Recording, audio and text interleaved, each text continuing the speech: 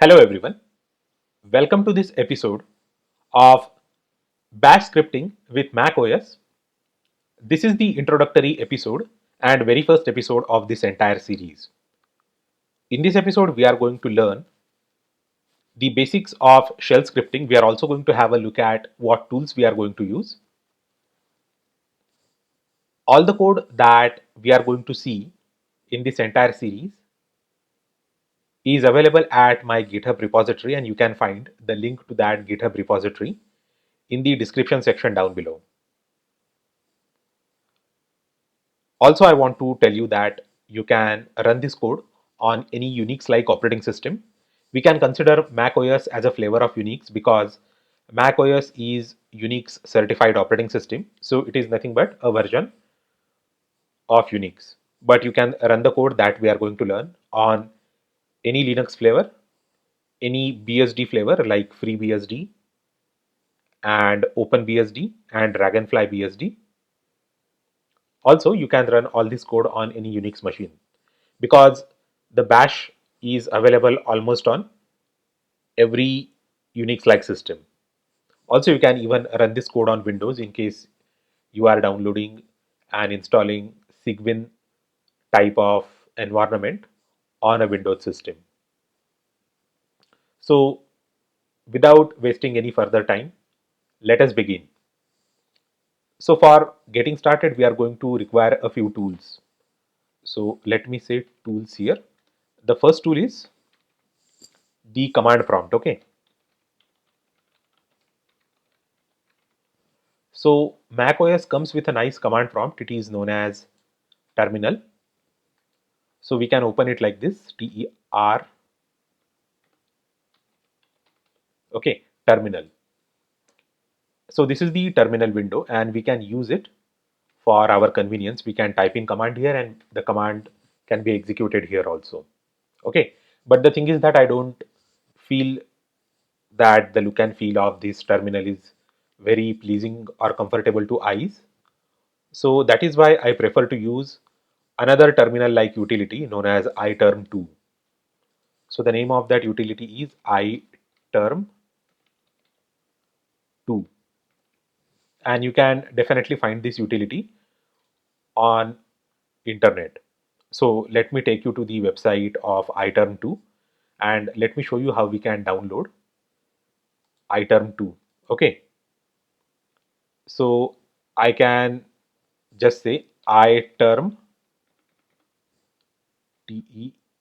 term2, okay, iterm2 here, and it takes me to the result page where it says iterm2 is a terminal emulator for Mac OS that does amazing things. So here we can have the download option. Okay, so if you click on download, it is going to go ahead and download it. But the problem with my computer is that it is an old system. It is actually almost 10 years old system, and you can actually see that here. If I say about this Mac, it says Mac OS High Sierra and iMac 21.5 inch mid 2011. So this is 10.13.6. That is the version of Mac OS. So I need to find the appropriate downloadable. So I'm actually going to go through this website now to check for the downloads. Okay. And I can say show older versions. So here I have the list of older versions. So my operating system version is 10.13.6. Okay. So I think that this version of iterm 3.3.12, it is for Mac OS 10.12 point something. Okay, 10.12 plus. So all the versions of Mac OS 10.12 plus are supported. That includes my Mac OS version. Okay, so it is 10.13.6 and rest of the versions are for 10.14 plus. So if I try to download it, it won't be a great choice. It won't be supported by my operating system. So I have already downloaded it. Basically, it's a DMG file. If you download it and double click it, then it will extract and it will start a standard installation wizard, and then it is going to install iterm2. So I have already done it. You can also do it. In case you have the latest Mac, then go ahead for the latest iterm2 terminal emulator. In case you don't have the latest one, then you can actually search through the various choices provided by them and choose the latest build for or compatible for your Mac OS version. So I'm going to close this window now. Okay, and let's close this also. And here we have iterm2. So this is the interface of iterm2, and it is much more pleasing to eyes than the default terminal emulator of Mac OS operating system.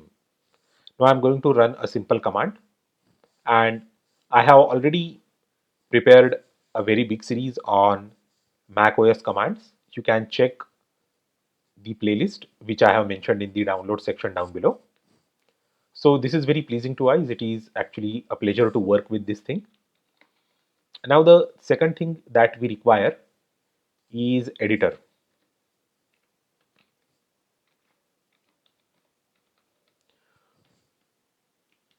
Or we can say the IDE, that is integrated development environment. Now when I code with bash shell and when I write scripts for bash shell, I really do not like using the IDEs. I prefer simple plain text editors. Now we have again multiple choices. One is built-in Nano. So I don't think that we have to install Nano, but in case you want to install it, I think that the command is sudo port install Nano, or in case you have the utility brew, brew, install Nano.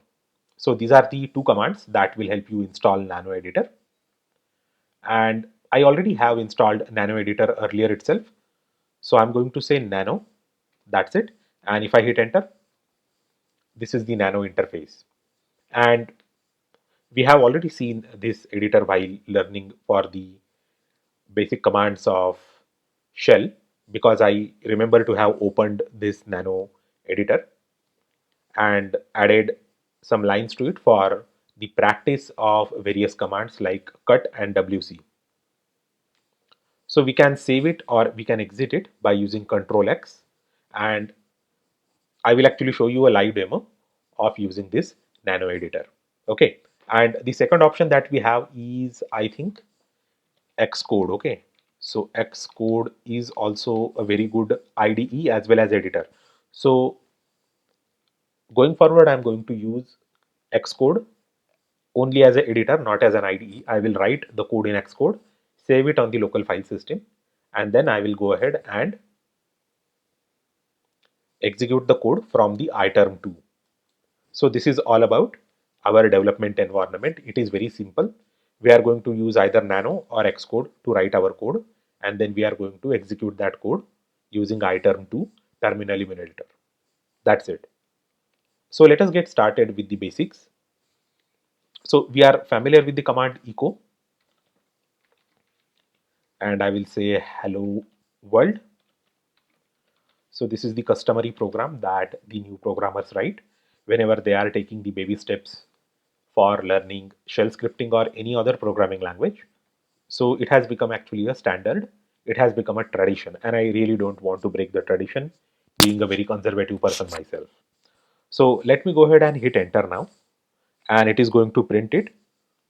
Okay, it seems that there is some problem. It says event not found. So it is good thing that we are getting the error in the very first command itself. It should be echo then hello world in the single quotes. Let's try it, hello world. And if I hit enter, okay, so now it has printed hello world. So I am not sure why it did not print it earlier. Let us try to do it again with double quotes. And if I hit enter, okay, so I think that this exclamation mark and double quote, there is something that I don't know about Mac OS. It is not able to execute it. So better to avoid that combination. Make a mental note of this. And let me try to run this without quotes. It should run actually, it shouldn't be any problem. Yes. So it works with single quotes and no quotes. The only problem is we are not able to run it with double quotes, but we should be able to run it with double quotes with a simple trick, I guess. We are going to use the escape sequence,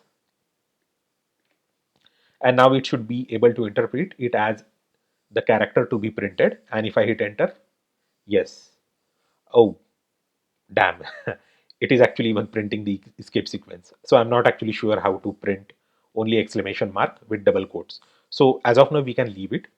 We are going to use the command clear. So that was a simple statement echo, and we have already learned echo. So you may be asking me the question, why am I telling this to you? I'm telling this to you because we are going to now copy this statement into a file, and then we are going to try to execute that file, and that is quite easy. So let me see what is the current directory. It is pwd, and now let me go to the my GitHub directory. So I will actually have to go to the finder, I guess, and in documents I think that there is a GitHub directory. Okay, C++ tutorials. So I'm not actually going to go through that GitHub directory, and I will actually create another directory. And where should I create it? So I'll create it directly in the documents, and I will go to the Ashwin data, and here I will just say new folder practice, practice, and if I hit enter, okay, so I just need to go to this directory, and let us go to this directory. So pwd apple cd documents,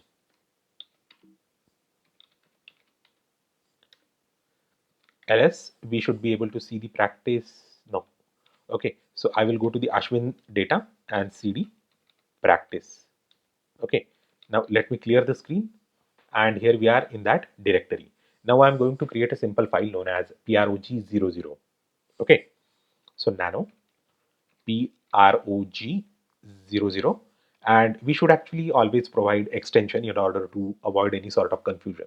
See, we can feed any file to our bash interpreter, and it is going to try to execute it thinking that it is a bash shell script. Okay, but let me show you the advantage of that. Okay, so let me do this way. Okay, touch prog00.sh. Okay, that file has been created. Now if I say ls, it shows prog00.sh, and if I want to say ls star.sh, then it is going to show me all the file with sh extension. So this is very convenient for the end users like us to have sh extension for our bash shell script files. So you can just run a simple command star.sh, and you will be able to see your files. And always have extensions for your file, because almost all the interpreters, including Python interpreter, bash interpreter, they can run any file without even extension. Okay, but you should actually have the extensions for your own understanding.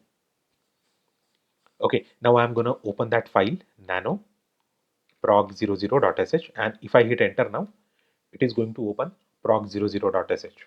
Okay, now let us write a simple shell script.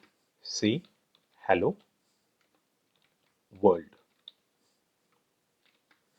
Okay, so I will actually turn this into a single quote in order to avoid the error that we encountered last time. Now, in order to save the file, I will have to say Control X and press Y and hit enter. Okay, now the file has been saved, and in order to execute this file, I can say bash prog00.sh, and if I hit enter, it says hello world. So this way, a shell script is nothing but collection of bash shell commands or any other shells command arranged in a logical order. Okay, so if you are going to arrange your bash commands in a logical order in order to perform some task, then it becomes a bash shell script, and we can feed that shell script to the bash interpreter like this. Now there is another way to execute the shell scripts or any other programs in the Unix world, and that way is dot slash and the program name like this, prog00.sh. And if I hit enter, now it says that permission denied because we really don't have the execute permission on this file.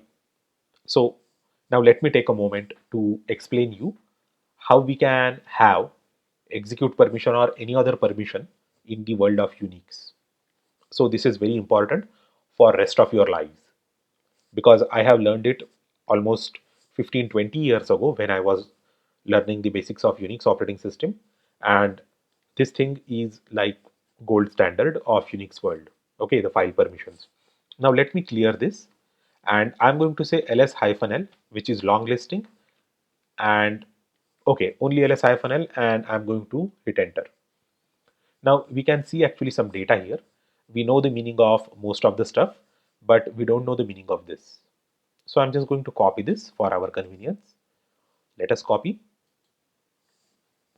and let us go to this text edit. Now I think that we can remove all these things, and I'm just going to say paste. Okay, and let me set tab. So let me explain this to all of you in a very detailed manner. So now here we have 1, 2, 3, 4, 5, 6, 7, 8, 9, 10, 10 characters. So let us group them. So we are separating the first one, and then rest of the 9 characters we are going to separate them in the group of 3. So the first character always tells you whether it's a file or a directory.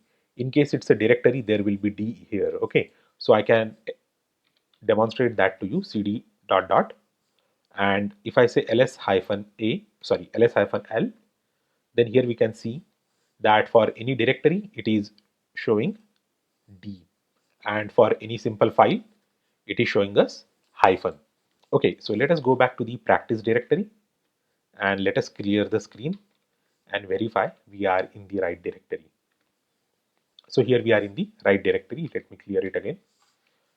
So I was telling you that hyphen means either a simple file or a directory. So as of now, it is not much relevant here for our cause, because we are only going to work with simple files. Okay, so hyphen means simple file and D means directory. So make a note of that. Now here we have RW hyphen, R hyphen hyphen, and R hyphen hyphen. So let me tell you what these things mean in the world of Unix. So R is a read privilege and its numeric equivalent is 4. Write, WRITE, that is writing a file, and its numeric equivalent is 2. And X, execute, and numeric equivalent 1. Finally, hyphen,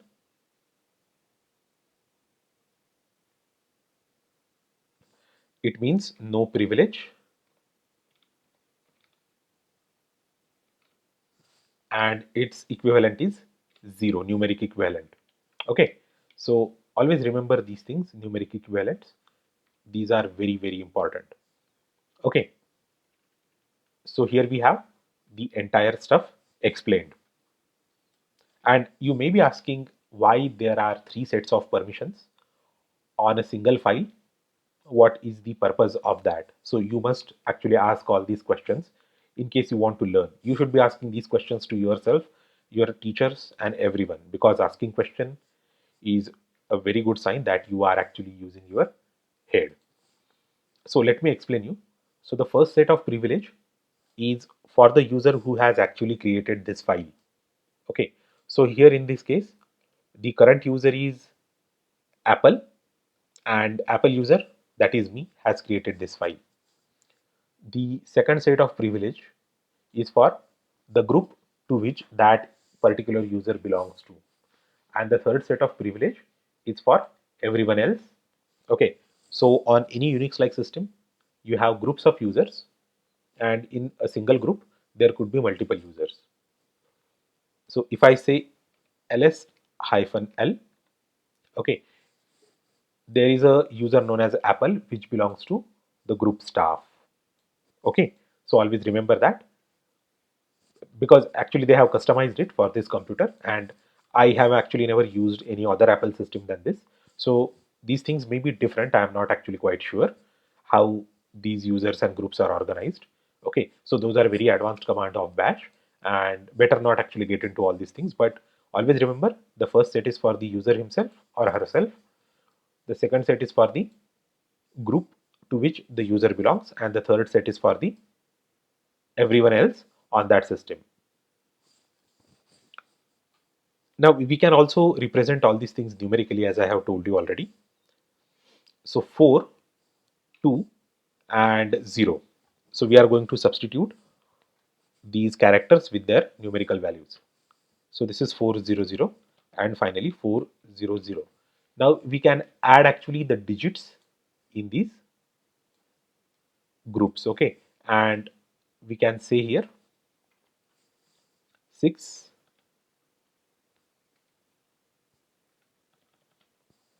4, 4, and finally it becomes 644, okay? So this 644, this string tells us about the current level of privilege on this particular file. Now you can observe that there is no execute privilege, and I just want to grant that execute privilege only to my particular user, not to any other user. So first of all, we need to calculate the string, okay, for giving the privilege. So I should say 4, 2, and for execute we have 1, right? Here we have 1 for execute. So I'm going to say here 1, and for other users they should only be able to read the file, not write or execute the file. So this becomes 7, 4 and 4. So remember that we divide everything in the group of 3 and add all the digits in that and create a string that represents the privilege. So this is 744. So this is a very popular combination. Another popular combination is 755, which means that everyone should have read and execute privilege, but not the write privilege.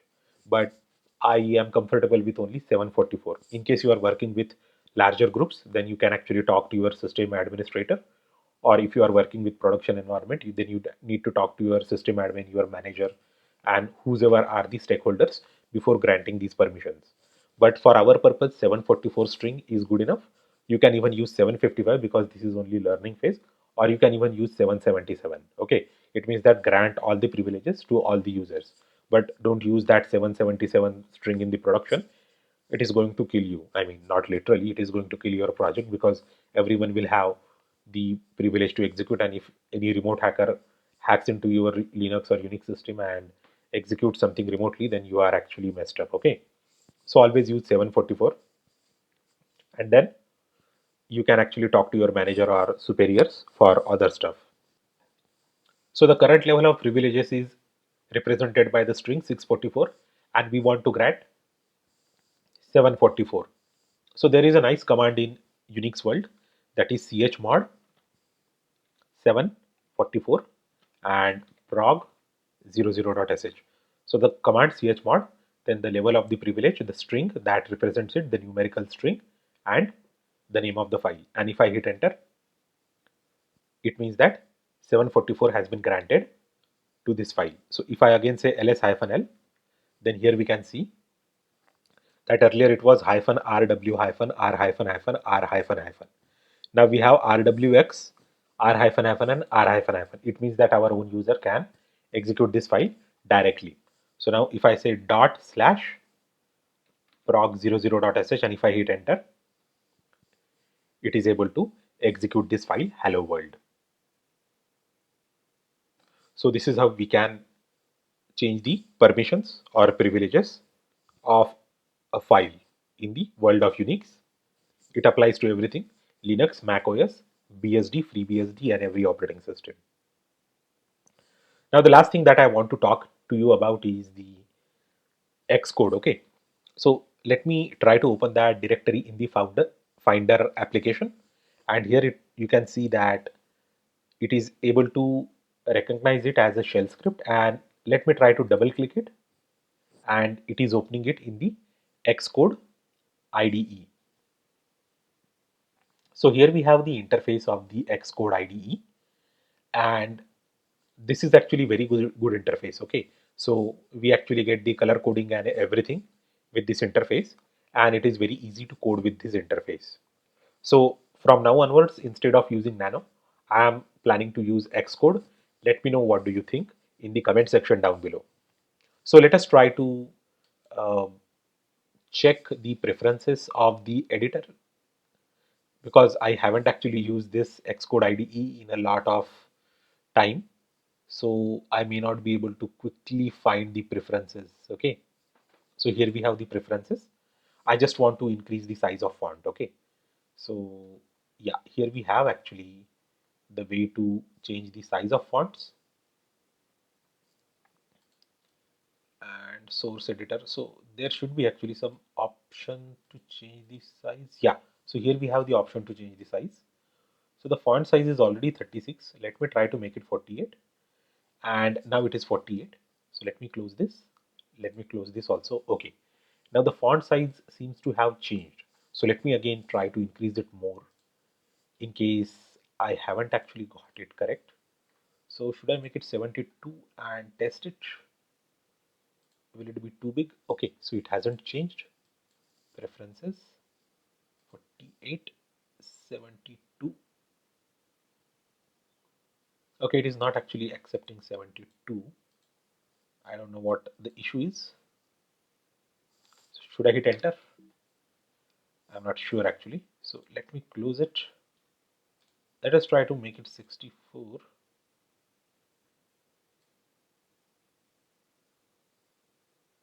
Oops. Yeah, 64 seems good. And let's close it now.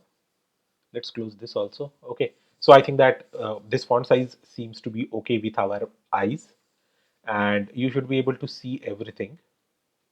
I think that we should actually still be able to change the font size. Okay. So I'm going to actually try to change the font size offline, and I mean, I don't want to waste the time in the video. Okay. So from now onwards, we are going to use the Xterm. Sorry, not Xterm. This is iTerm2. Xterm is another utility in the Linux world and even Unix operating systems. So iTerm2 for executing the code, and I will use Xcode for editing the code. Okay, so we will continue our adventures of macOS Bash shell scripting in the next episode. So thanks a lot, and we will meet again in the next episode.